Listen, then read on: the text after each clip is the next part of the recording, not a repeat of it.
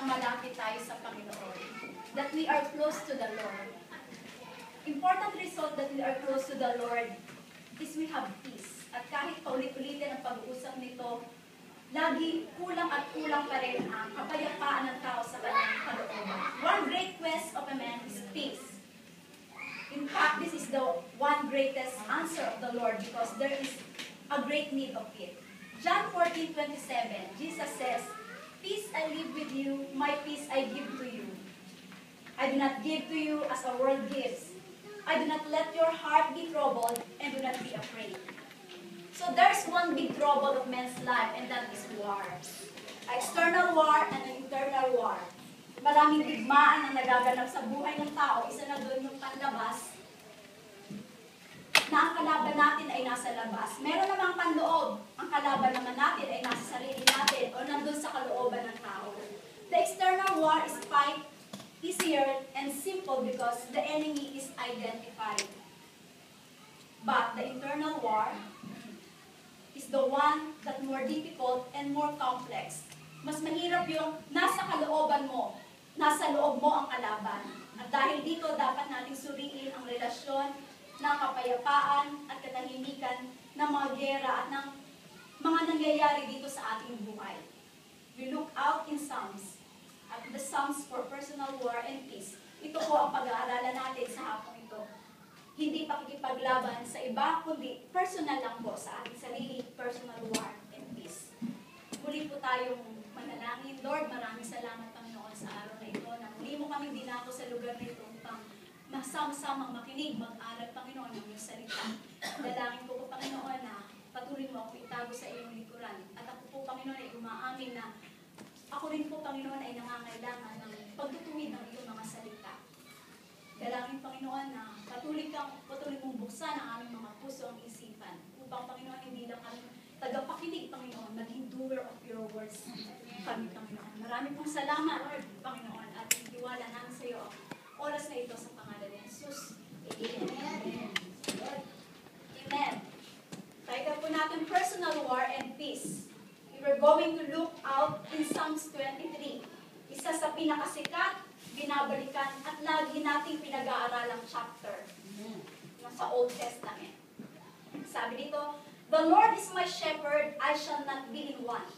He makes me lie down in a green pastures. He leads me beside still waters. He restores my soul. He guides me in the paths of righteousness for His name's sake. Even though I walk through the valley of shadow of death, I will fear no evil, for you are with me. Your rod and your staff, they comfort me. You prepare a table before me in the presence of my enemies. You anoint my head with oil, my cup overflows.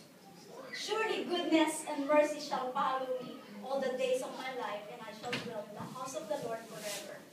Amen. Very powerful words, very true, very meaningful.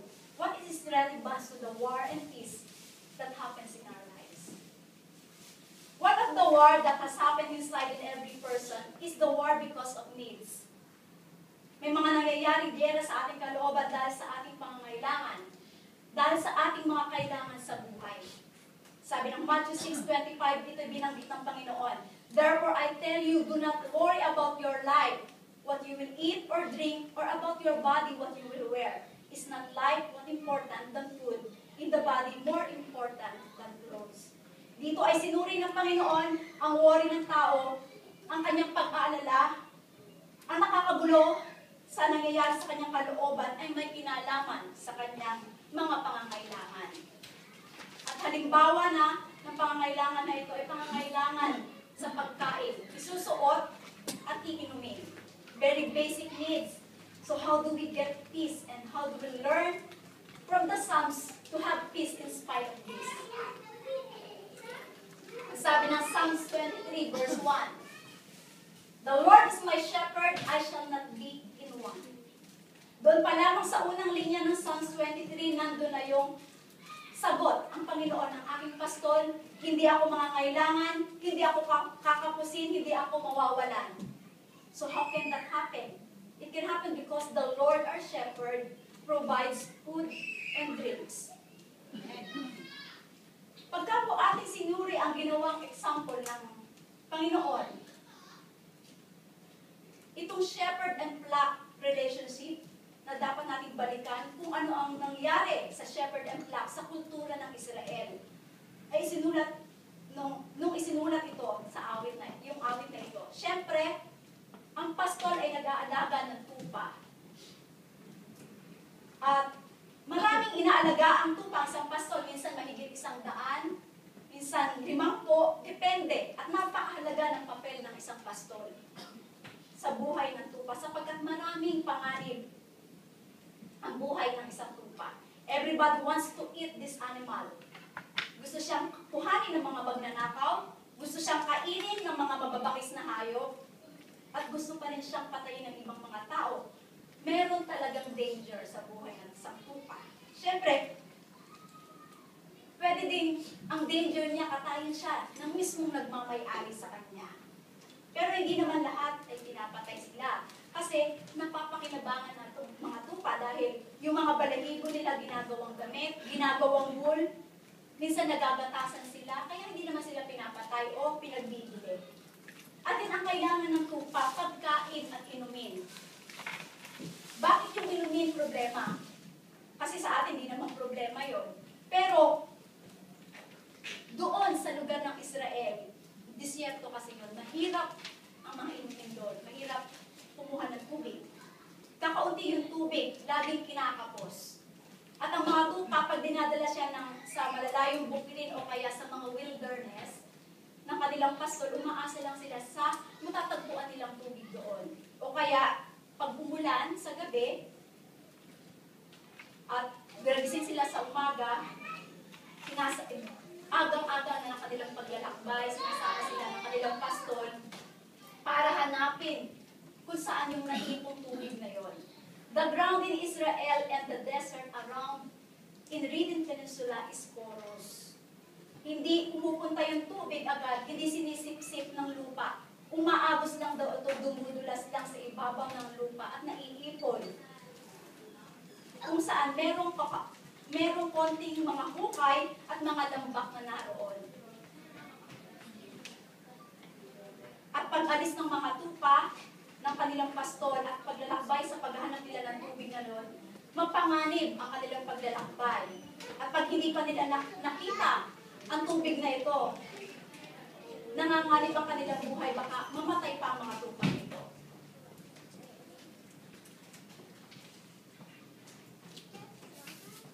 Kaya napakahalaga sa kanila ng drink at mahalaga din yung damo. Sa ating bayan, hindi naman problema yung mga damo dito. Problema nga yung kung paano lilinisin. Pero sa Israel, damuhan ay ayaw tumubo sa disyerto. Kaya para makita ka ng damuhan, para masiyahan ang lahat ng mga tupa, napakagaling ng shepherd mo. Marunong siya sa geography, marunong siyang makiramdam, marunong siyang makipagtungkit sa mga, katulad din ng mga nag-aalagang katulad din na nag-aalagang tupa. And all of you are after the same water and after the same of greenery. Sa mahalagang relasyon, dahil dyan naglalakbay ang mga tupa, ang mga pastol sa gilid ng bundok, sa mga mababatong bangin, maaaring magkahulugan sa bangin ng mga tupang ito. So, napakadelikado. Kaya dapat makinig sila sa sipol, sa huni, sa hudyat, ng anumang signal na ibinibigay ng kanilang shepherd kung may danger. Ano ba yung danger? Maraming danger, gaya ng mga hyena, mga wild beasts, mga tigre, mga leon, mga magnanakaw na tulisan. At ano ba itong panganib? Kailangan merong coordination yung tupa at yung pastol. Kaya sinasabi dito, the Lord is my shepherd, I shall not be in want. At ipinipilipan sa susunod na verse kung paano nangyari na kung ang Panginoon ang ating pastol ay hindi tayo magugutom at mauuhaw because the Lord the shepherd provides food and drink. Sabi ng Psalm 23 verse 2, He makes me lie down in green pasture and He leads me beside quiet water. Here are the finest point of the Lord a shepherd. Hindi lang siya nagpapakain, humihiga pa sa damuhan. Ibig sabihin, napakaberde ng pupuntahan, napakaraming pagkain na available. Hindi mo lang makakain, kundi hihigaan mo pa. Sabi dito, He makes me lie down on a green pasture. Pagkatapos He leads me beside quiet waters. Why does the water have to be quiet? Ang mga tupa, takot daw sa tubig na gumagalaw. Takot sa tubig na umaagos. Ayaw nila yon kahit uhaw na, di mo mapapainom kung umaagos ang tubig. So kailangan still water. Quiet. Kaya hindi lamang nagpapainom ang Panginoon, hinahanap niya ang pinakamagandang lugar na pwedeng uminom ang kanyang mga alaga. Na hindi natatakot, hindi magkakaroon ng nervyos. Kumakain na, umiinom pa, may bonus pa. Pinahihimlay niya ako sa luntiang pastulan na sabi ng Tagalog version. At inaakay niya sa tahimik na banasan. So the Lord, as shepherd, provides food and drink and also give rest and restoration. Ang sabi ng Psalm 23 verse 3, He restore my soul, pinapakain na niya yung sikmura at pinapakain pa yung espiritu. So parehong mabubusog. Ang ministeryo daw ng Panginoon ay bilang pastol ay kumpleto. Pinanunumbalik ang aking kalakasan, sinasabi sa aking wika. So God even adds rest. Siyempre ang mga tao lagi naluluban. Kaya sabi, pinanunumbalik ang aking kalakasan. So anong ginagawa ni Lord? Nire-recharge niya yung kanyang mga tupa. Inuubos ng daigdig yung aming lakas, binabalik ito ng Panginoon.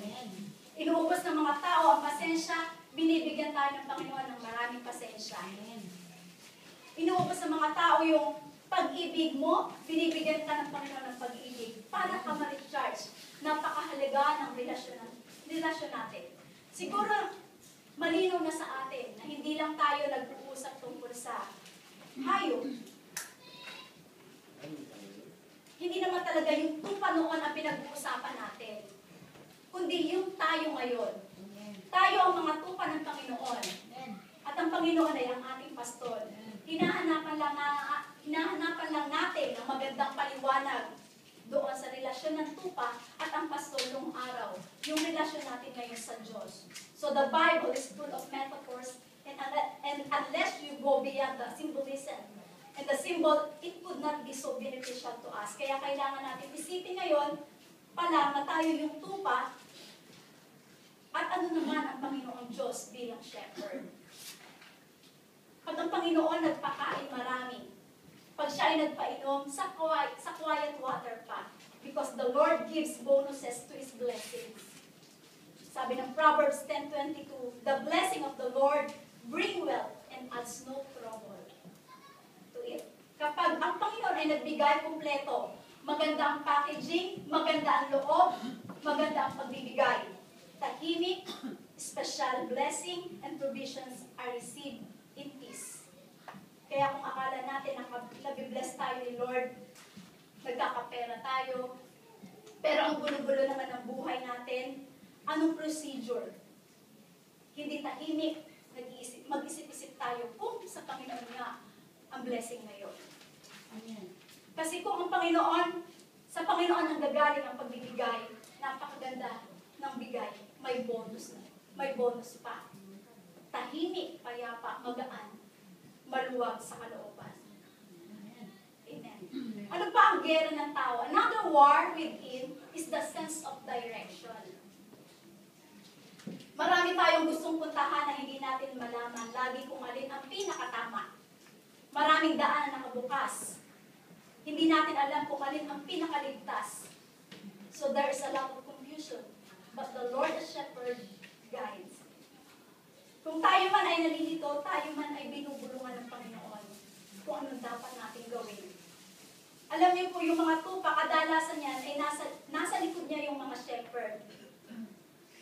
Pag sila'y naglalakad sa makitid na landas, lalo na sa mga bangin sa kanan, matarik na bundok sa kaliwa, ang kitid-kitid ng daan, kaya single file ang paglalakad ng mga tupa.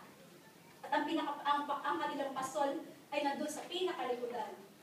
Ngayon, kung sangat-sangat daan o may pababa, may pataas, may paliko, ang pastor ay nagbibigay ng direksyon. Sumisipol siya, meron siyang handang bato para dun sa nauuna, wala, pagka yung nauunang tupa, babatuhin niya yung pagka lumiliko na to.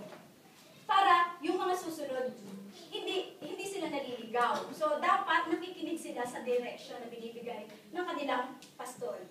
At ganun ang ginagawa ng Panginoon. Kapag tayo ay nalilito, kapag tayo naguguluhan, kung ang daan natin ay palusong ba o paahon, pakaliwa o pakanan o diretsyo, kailangan makinig ka sa sinasabi ng iyong pastor. Amen. Sabi ng Psalms 23 verse 3, He guides me in the paths of righteousness for His name's sake. So the path of righteousness can actually mean morality here. Tama o mali, it can just mean alin ang mas ligtas, alin ang diligtas, alin ang mas bagay at di bagay. Alin yung shortcut at alin yung mahabang paglalakbay. Hindi naman laging lagyan ng mali o tama na value yung righteousness. It can mean what works better or what does not work so well. But the Lord guides, the Lord entrusts our lives. And the Lord speaks to us every day. Amen.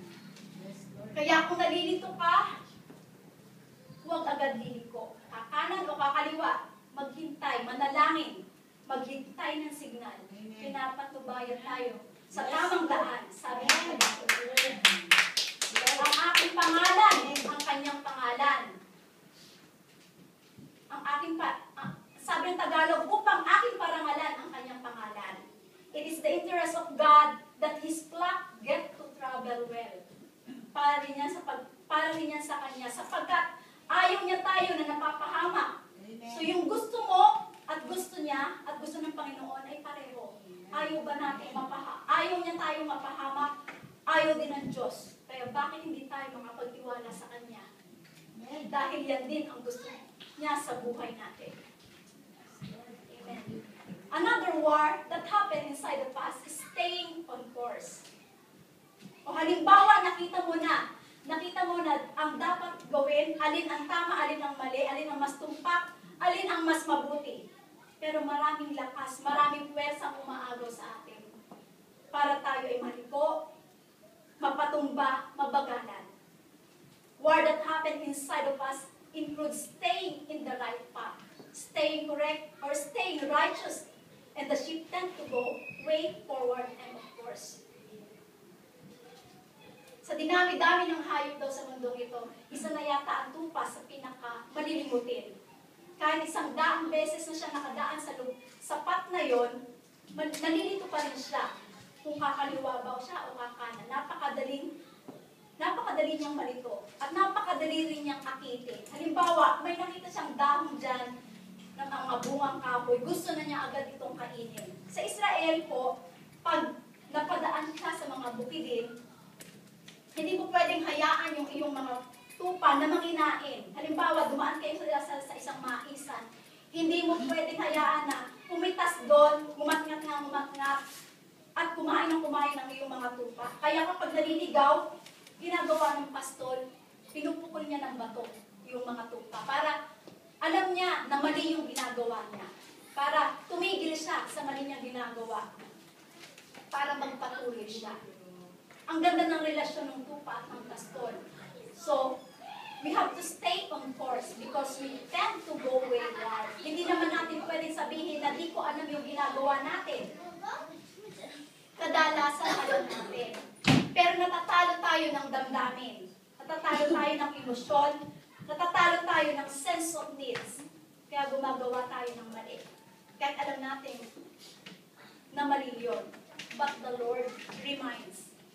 Nagpapaalala siya sa boses. Kung minsan through other people, through the song, through the verse, o ikaw mismo nag-iisip ka. Naalala mo yung kinakausap ka ng Panginoon. Dapat pakinggan natin. Tigilan yung ginagawa dahil hindi tama. Dapat hindi natin tinutuloy. Kundi, kung itinuloy natin yung mali natin ginagawa, mababato tayo. At palaki ng palaki ang bato na ibabato sa atin habang hindi tayo tumitigil. What was the Lord do to keep us on course? The Lord, a shepherd, steadies one's course. Kung talagang mapilit ka, ay pipilitin ka rin niyang maituwid. It is for His name's sake. It is interest, the Lord, to help us and guide us for us to the right path. Another war that happens our lives is the brought about by danger. Maraming panganib ang buhay. Actually, mga panganib naman yung nag-uusapan natin kanina pa. Panganib na mabuto, panganib na magkaganito, magkaganyan. Pero marami pang panganib dito sa buhay. There are threats to our well-being and life. Katulad ng pinag-usapan natin, maraming nagnanais na pumatay doon sa mga tupa. Maraming panganib. Nearly everyone wants to devour the sheep. Naranasan na ba natin kung parang lahat ng tao ay gusto tayong kainin? Gusto tayong pagsamantalahan. Gusto tayong gamitin. Gusto tayong pagsawaan. Something you feel that. Especially kung talented ka. So many people want you, o kaya marami kang pera. So many people want to befriend on you. Gusto kang ibarkada. O kaya maganda ka physically, lahat ng tao ay nagnanasa sa'yo. Naligawan ka, kidnapin ka, o kung ano-anong balak gawin sa'yo para ka pakinabangan. There are times we feel like a sheep. Everybody wants a piece of us. They just like to devour us, to bite us, to enjoy us. And what is the Lord answer to this danger? The Lord, a shepherd, accompanies his flock. Sabi ng Psalms 23 verse 4, isa sa pinaka-popular lines in the whole Bible, even though I walk through the valley of a shadow of death, I will fear no evil, for you are with me. Your rod and your staff, they comfort me. Sa paglalakbay ng tupa, pinaka-considered dangerous when they are traveling between two mountains in the valley below. Kasi doon sa valley na yan, kung minsan may konting vegetation, may konting tubig dyan, at naiipon kaya dyan yung mga dangerous animal.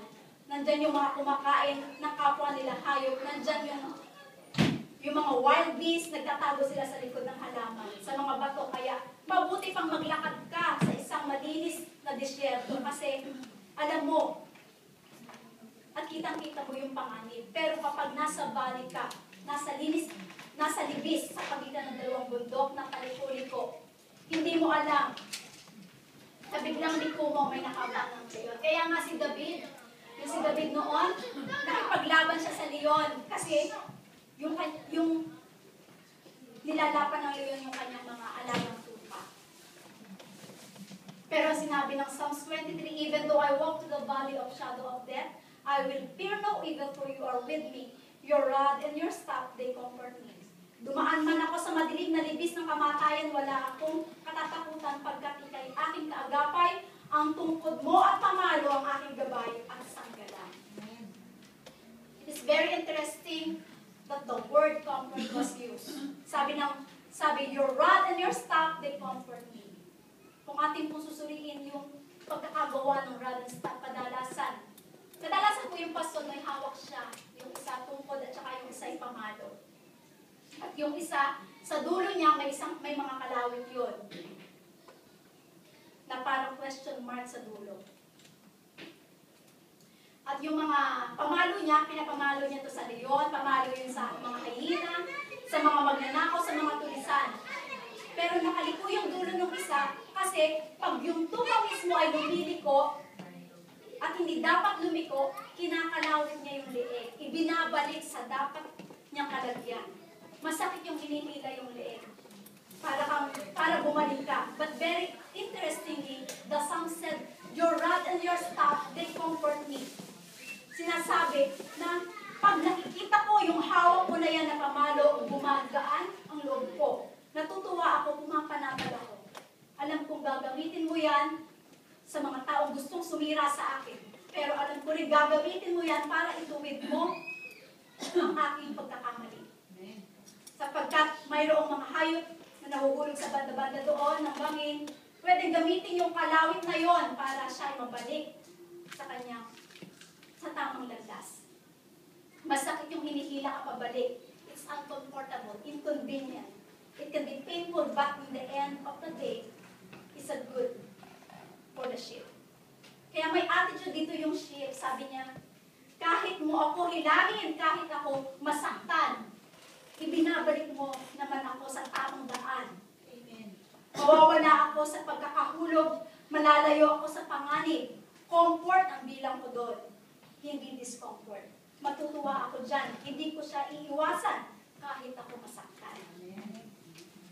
Kaya nakikita po natin yung magandang relasyon ng tupa at ng pastol. Na yung pastol nag-aalaga, pero yung tupa naman ay nagpapaalaga.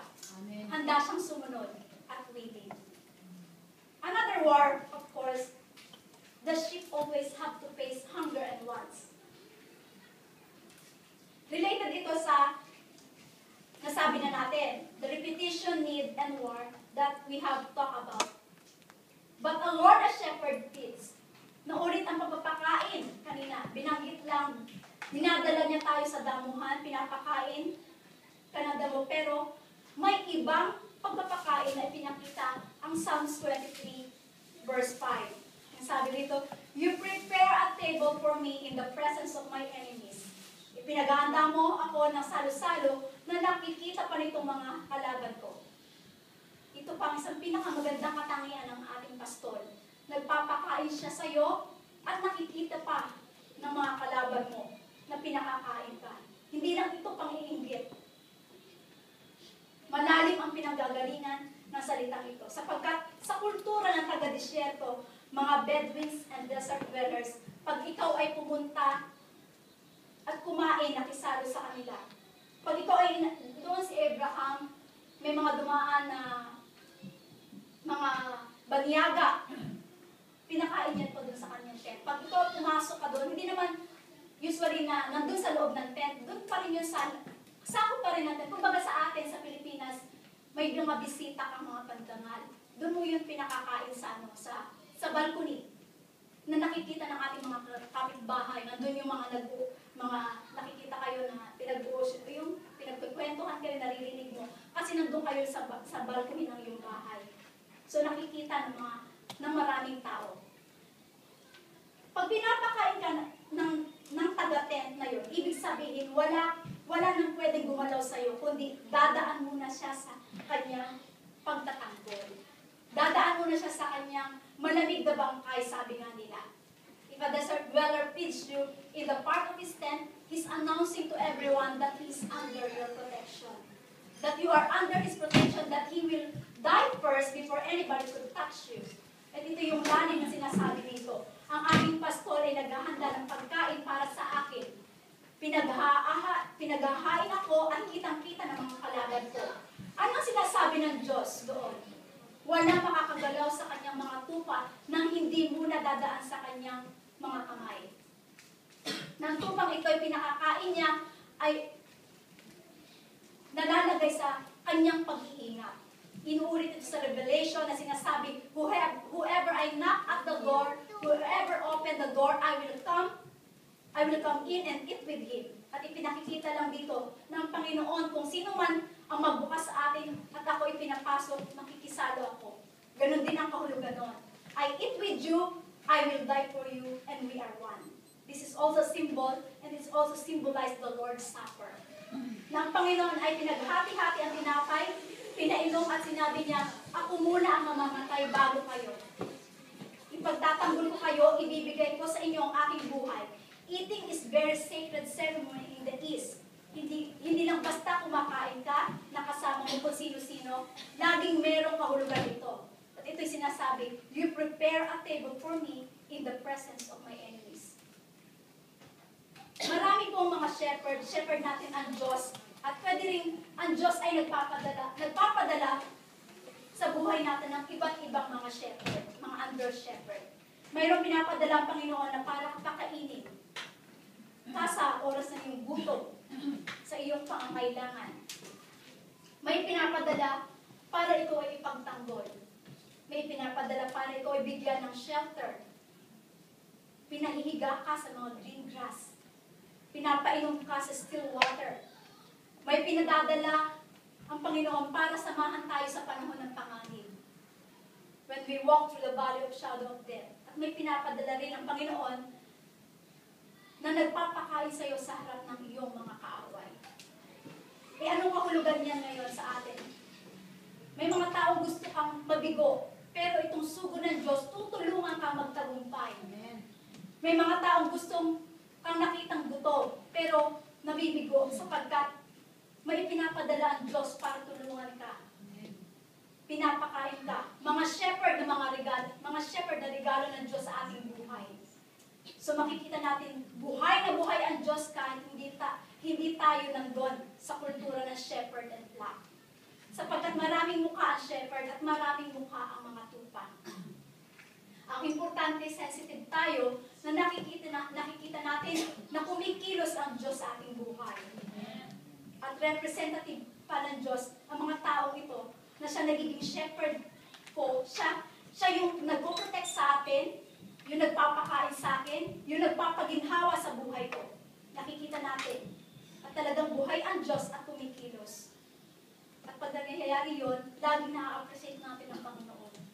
Lalo natin nakikita na siya ay interesado at sensitive sa ating buhay. Nakikita natin siyang hindi siya nagpapabaya sa kanyang mga tupa.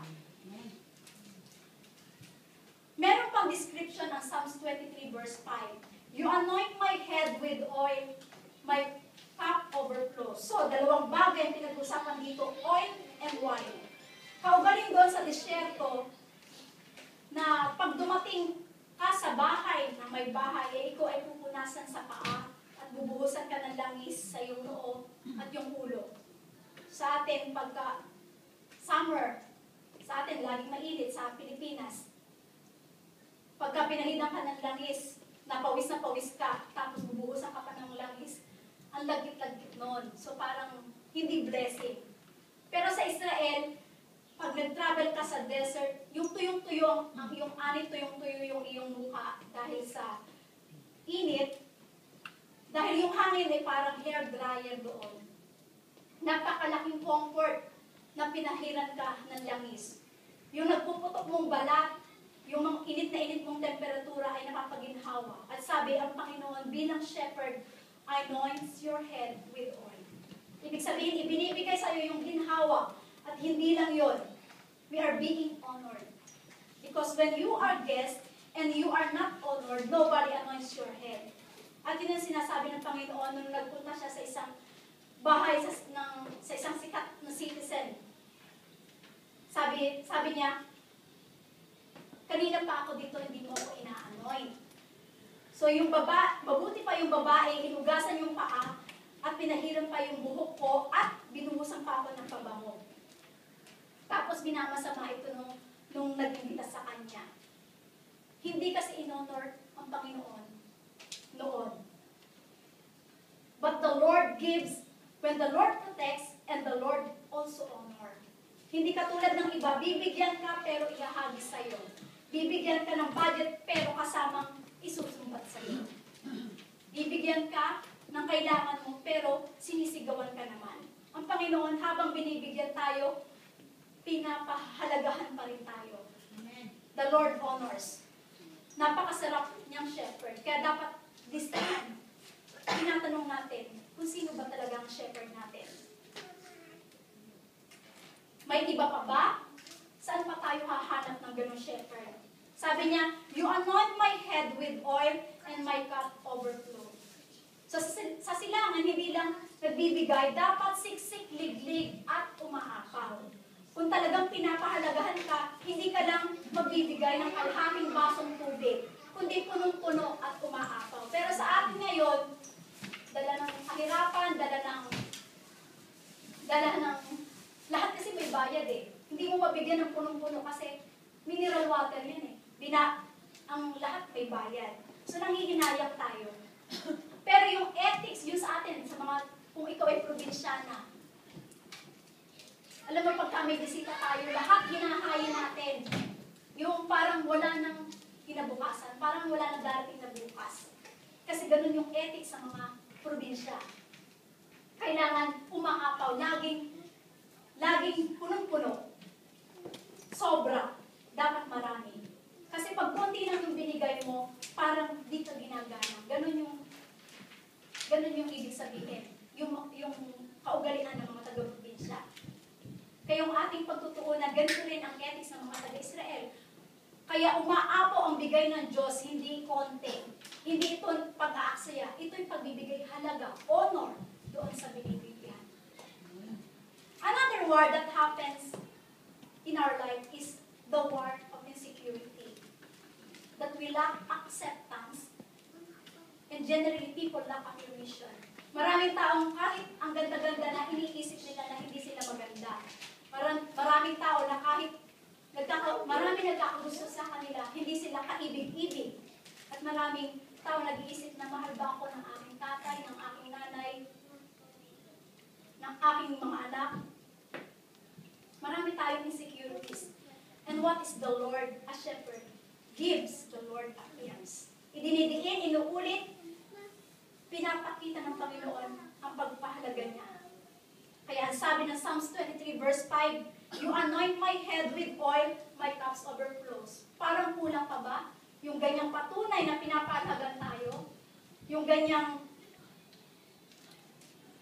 sa mga shepherd na pinapadala sa atin ni Lord, kailangan kinokorek tayo. People who lift up us, people who love, who value us. Kaya kung may nakikita tayong tao na nagpapahalaga sa'yo, pinapaangat ang damdamin mo, pinapahalagahan ka, yan ay regalo ng langit na dapat pinapahalagahan mo rin. The Lord comfort and the Lord restores. Isa pa pong war that happens inside a person is the fear of homelessness. Yung parang wala kang bahay. Especially sa atin sa Pilipinas. Mahalaga yung meron tayong sariling tinitirhan. Kasi marami sa atin yung walang tirahan. Nakikita na lang, nakikitiri, nakikisilong, kung ano-ano. At marami yung takot, maraming pangamba at insecurity. Maraming ganyan sa mga tao. Sometimes, the feeling of their own spouses with their husband and wife, the feeling of their own children, parang may puwang ba ako dito? Hindi ba ako outsiders? Meron bang space? Because there is an ongoing war, fear of being evicted and fear of being rejected and being treated as an outsider. But the Lord, a shepherd, gives a shelter. In fact, the Lord, a shepherd, reassured us our blessing, our belongingness. The Lord give the sense of belongingness. Sabi ng Psalms 23 verse 6, I will dwell in the house of the Lord forever.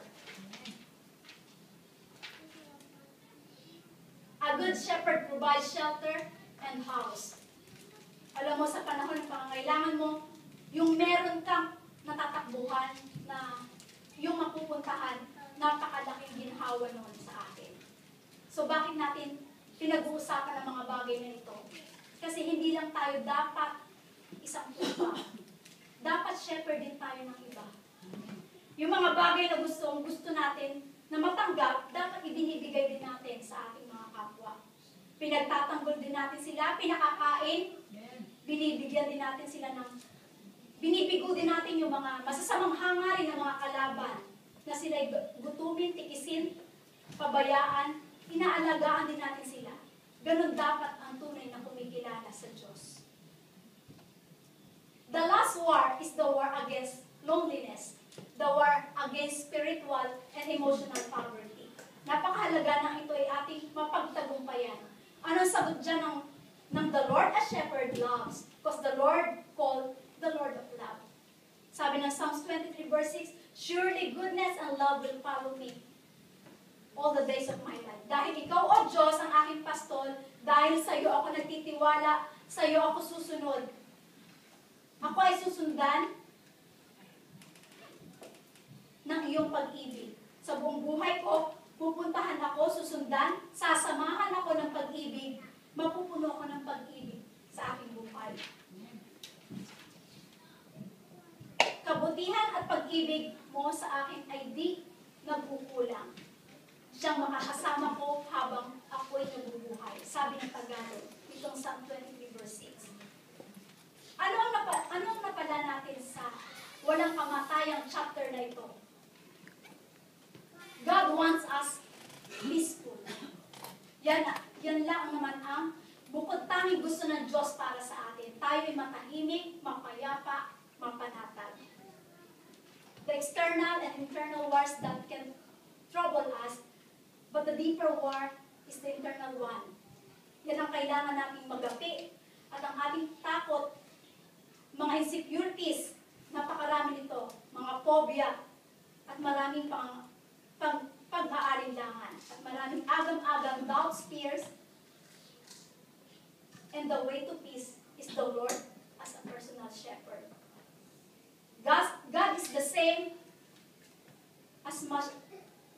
God is the same yesterday, today, and tomorrow. As much as He was a shepherd before, He is still waiting to be a shepherd now. Amen. Our shepherd and the Lord extend His shepherding love through many people. Maraming mini-minister sa atin na dapat natin ma-recognize. Mga sugo ng Panginoon.